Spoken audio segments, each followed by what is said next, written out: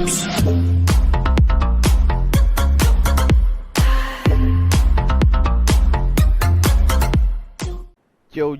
what is going on, guys? This is your man KleverThumbs, and I'm back with another Division 2 build video. Now this is actually going to be the final Flash build. It's going to be the build that you guys seen that I called one of the top tier builds in PvP right now. If you guys haven't watched that, yeah, I will put a link down in the description below. Also, I'm going to put down the Discord down below. That way you guys can join up and start getting popping in there. We're almost to 100 members in there, so let's get it going. Also, I want to give a huge shout out to all my members, RJ, GC8, Theorist, and NYC Paperboy. Thank you guys for being part of the channel, becoming members. Also, huge shout out to H1N1 Gaming for Life. That dude is freaking awesome, man. That guy supports the channel truly, and he shows it tremendously. And also, huge shout out to Ty Bear, man. That guy just shows up all the time and controls the stream for me. That way it's easier for me to just get through the content. So thank you guys. Thank you haters. Thank you everybody. Really do appreciate it. We're actually about to hit 3K subs soon, so definitely smash that like button, subscribe, and turn on that notification bell. That way you guys do know when I do stream or put out the content. But let's get right into the build video. So this is the final Flash build. Why? Because the last thing that you see is actually going to be the end of my barrel. So if you guys haven't watched the gameplay, this thing pretty much shreds really hard. You can pretty much 2-tap almost anybody. The 2 million armor guys, you might have to 3-tap or 2-tap depending on how many crits you actually land. But so this is the build real quick. Let's break it down for you. Specialization, obviously you're going to want to use firewall. Why? Because we're going to actually proc our shield, our skill, which is going to be able to help us to proc in sync as often as possible whenever we want, basically. And that's also going to apply with the other skill, the bleed hyper. We're going to talk about that here shortly. So the specialization is going to be the firewall. Like I said, for the shield, you guys can run whatever you want, but this is probably going to be the best way to run it. Now, I'm not trying to say, you know, turn this to a shield meta, because these things already got nerfed 33%, so keep that in mind. So the shields now take 33% more incoming damage, so they shred really fast.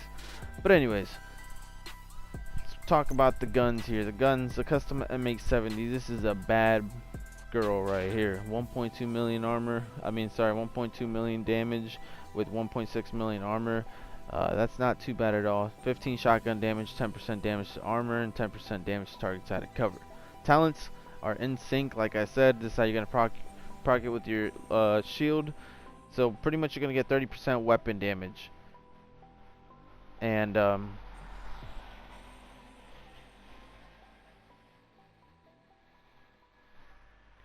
so pretty much you're going to get 30% weapon damage. Why? Because hitting an enemy grants 15% skill damage, and using or damaging an enemy with a skill grants 15% weapon damage. As long as you use both, the damages increase.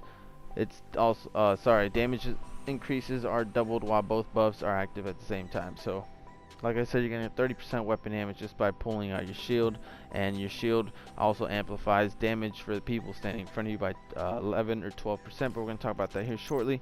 This is the gun right here that helps me shred people that are trying to run away from me. Like in the video that you did see, the guy was running away and I clipped him in the back. Yes, that is right, clipped him in the back with only 80k on the FAL. 15% assault rifle damage, 21% health damage, and the attributes is 10% damage to target side of cover. Again, in sync is going to be your best friend right here. Proc the shield, 30% more weapon damage automatically. So that's going to help you out. You guys can probably use the Lady Death, whatever you want. For the sidearms, I just literally threw on the Liberty just so the build looks nice. But moving on to the gear. Now, as you guys have seen here, actually this is supposed to be a Seska. Sorry. We're going to talk about that here shortly. So you do have 2-piece Seska, 2-piece Walker, 1-piece Yaw, and 1-piece Badger Tough. So let's break it down right here. Now, the Seska gives you a 10% critical hit chance because this is a shotgun, so it doesn't come with any crit hit chance unless you put mods on it. The 10% hazard is for the second piece of the Seska. Now the core attributes is 170k armor. Attributes are 10.1 critical hit damage, 7.6 hazard protection, and 5.9 critical hit chance. You know, if I could max this all out, I would, but I can't, so I'm gonna have to regrind for these pieces, but it smacks pretty hard. I'm not gonna lie. The content doesn't lie either. So, moving on to the chest piece, that was the mask, and the chest piece is actually going to be my all chest piece, 130k armor, 10.7 critical hit damage, 8.7 hazard protection, 11.8 critical hit damage. The talents is going to be Intimidate. When you have bonus armor, amplifies total weapon damage by 35% to enemies within 10 meters. Now you guys are familiar, Adrenaline Rush and Intimidate is the best combo to gain extra damage, because all you simply have to do is engage in combat really close within 10 meters. But moving on to the holster, if you guys haven't noticed yet, you want hazard protection and critical hit chance or damage on everything. So this is a Badger Tufts, which gives me a 10% shotgun damage. Core attributes 170k armor, 12% critical hit damage, and 10% hazard protection. Really good piece that I got right there. Now moving on to the Walker Harris knee pads. I have a 2-piece, so I get that 5% weapon damage, which is going to top off that Badger Tough, and also that 5% damage to armor. Shotguns do come with damage to armor and damage to targets out of cover, so we're going to stack this up. So for the knee pads, 170k armor, 8.7 critical hit 8.7 hazard protection, 10.4 critical hit damage. I think I already said this, but moving on to the gloves. The gloves is Seska. Like I said, this is going to give me an extra 10% hazard, 170k armor, 8.6 hazard protection, 9.9 critical hit damage. Moving on to the backpack. The backpack is going to give me that extra 5% damage to armor. So on here I have 11.5 weapon damage, 8.7 hazard, 11.3 critical hit damage, and 5.9 critical hit chance. The talents on here are Perfect, Adrenaline Rush. Whenever you are within 10 meters of an enemy, gains let me put on the PvP stats. Whenever you are within 10 meters of an enemy, gain 12% bonus armor for 5 seconds, stacks up to 3 times, so you get 36% bonus armor, which is not too bad at all. 36% bonus armor. You're going to proc Intimidate, which is going to amplify. You have Insync. This shotgun is going to be shredding. I promise you. Pull up to anybody, and this thing is going to shred.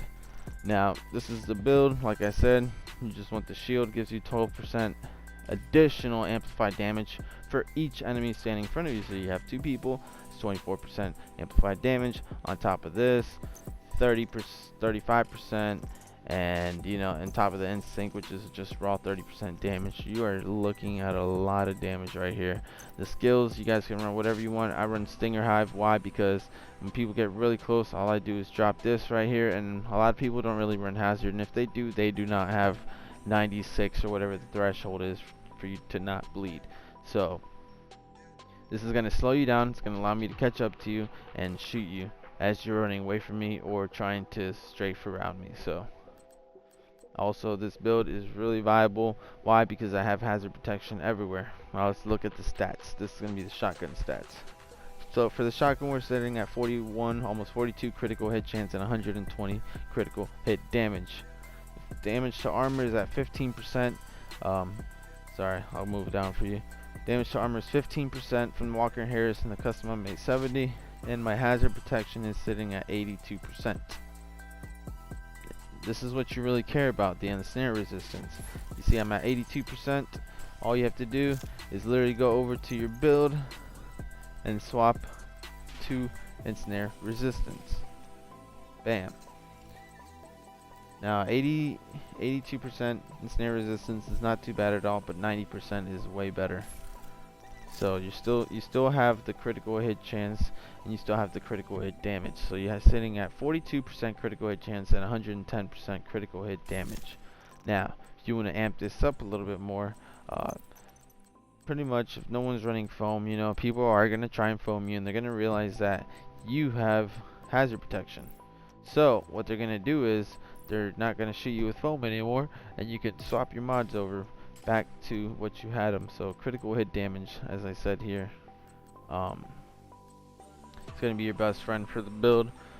So if you want to up your damage up a little bit more, if you have contractor's gloves like I do, you can throw them on with hazard protection. Mine came with 9.5 hazard. You're going to lose 10% hazard. That is okay, but like I said, if no one's running no one's running anything crazy, then you could probably